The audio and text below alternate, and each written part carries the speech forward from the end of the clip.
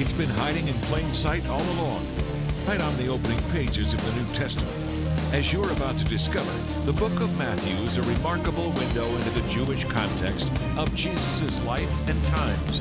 Get ready to have your eyes open as our special guest brings illuminating insights into the person, the words, and the role of Yeshua HaMashiach. It's all just ahead. Today on Jewish Voice.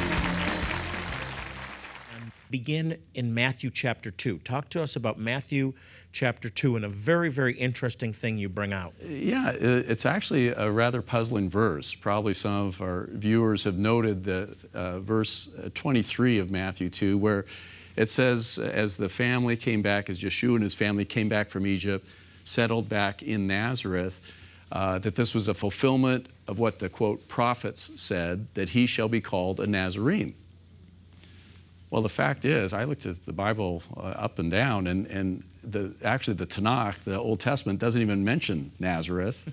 It doesn't mention any such prophecy that he would be a Nazarene.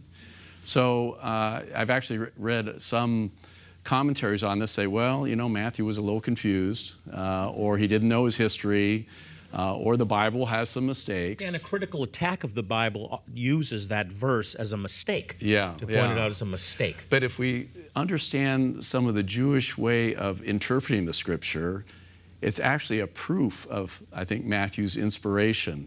There's this thing in the Jewish tradition called midrash, which means to, we don't take the literal interpretation like the Greeks often would, but it's more of an illustration and maybe a play on words and a connection, midrash.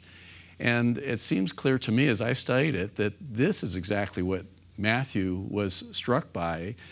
When the family came back to Nazareth, he says, oh, well, this is a perfect completion. In the Jewish understanding, there's not an exact, verse that says he will be a Nazarene, but there are verses that say the Messiah, the Mashiach, will be, the Hebrew word is netzer, a branch from the family of David.